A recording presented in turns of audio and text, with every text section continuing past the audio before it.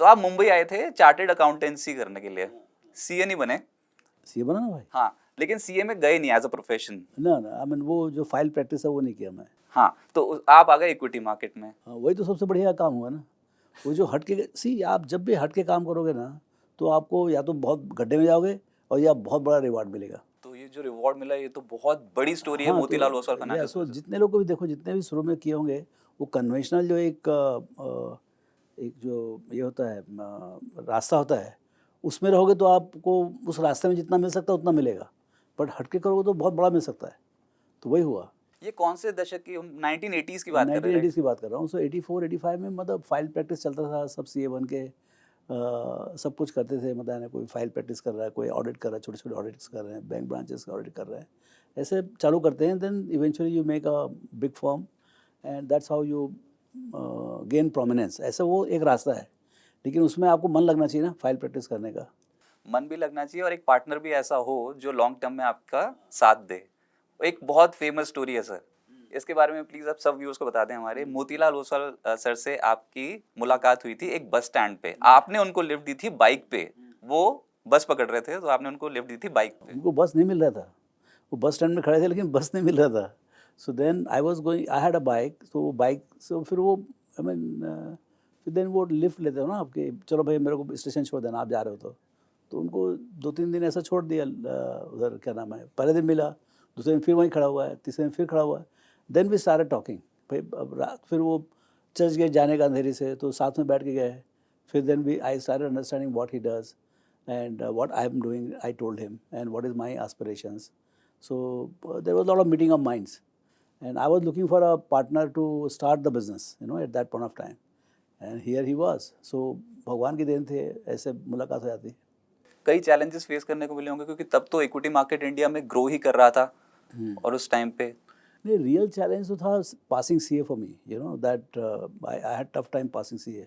4-5 बार fail हो गया, फिर हैंड राइटिंग बदला, हैंड राइटिंग बदलने से फिर उसका एग्ज़ाम दिया, फिर पास हुआ। तो वो एक डिफ़िकल्टी, बहुत बड़ी डिफ़िकल्टी थी। मतलब आप पास हुए नहीं हुए अपने हाथ में थोड़ी ना है भाई। जो चीज़ मतलब किसी बारो भी नहीं कर सकते आप, पैसे तो बारो भी कर लो आप, डिग्री किससे बारो करोगे। तो वो एक बहुत अनसरमाउंटेबल सिचुएशन था। वो पास हुआ जैसे तैसे, मतलब मैं निकला, उसके बाद कोई तकलीफ नहीं, बाकी सब तकलीफें। मतलब even starting a business was a tough, but मोती मिल गया। फिर हम लोग चालू किए धीरे धीरे, 87 में चालू किए। तो 87 में उनके भाई साहब जो हैं जवहरी भाई, वो अहमदाबाद से शेयर का काम करते थे। He used to buy there and sell here, arbitrage करते थे। So Moti used to be the conduit to execute the transaction in Mumbai, find a broker and execute the transaction. तो उसमें उस चक्कर में क्या होता था, फिर वो I think he had a bad experience with 1 or 2 सब brokers, because the broking services were in acute short supply at that point of time. Quality तो था ही नहीं, जो बदमाशी था वो तो अलग बात थी, लेकिन actually services were not there. And hence he was looking to join, to become broker, or somehow solve the problem of his brother. And here I was looking for a client, or a partner, So we became partners. We said, we have a client, we don't need any capital, let's start. कब start हुई थी? 87, February 87, and we said let's start.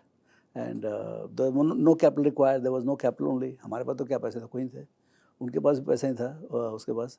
So we started with I mean, I think for 1,00,000 rupees there was one office his brother had bought for him. वो धोबी घाट तो पुराना कुछ ऐसा, मतलब some crazy place. सो वहाँ पर कालवा देवी में, तो वहाँ पर हम लोग बैठ के चालू किए। एक टेलीफोन था वहाँ पर, सो हम दोनों मिल के चालू किए। और then it was a slow buildup. We had lot of patience. I think what is most important is when you start, you should not be hurry to make lot of money. मतलब 1,00,000-2,00,000 रुपये कमा लिए बहुत है इस type का। सो जो हमको नौकरी मिलता था उतना हम कमा लेते, तो एस्पिरेशन था, तो हम फर्स्ट ईयर कमा लिया उतना, because there is a tailwind, demand बहुत ज़्यादा था।